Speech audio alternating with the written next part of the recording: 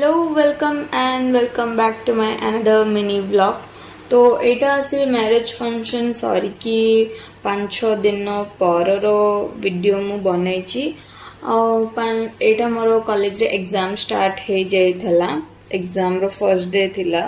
मु 5-6 दिन ब्लॉग बनैलिनी कहीं ना मैरिज रू बहुत टायर्ड हो जाइथलु, तो रेस्ट मोड रे थिलु। तापर एग्जाम्स भी थिला, तो से प्रिपरेशंस भी चली थिला।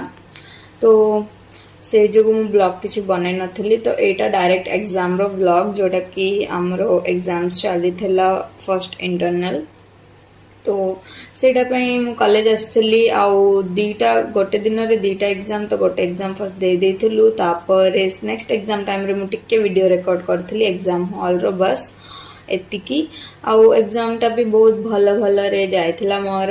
तापर घर को आसिकी फ्रेश हो जाइथिली। तो ब्लॉग टा एतिकी ही शूट करछि। देखाबा काली गोटे नुवा मिनी ब्लॉग रे। टाटा बाय बाय।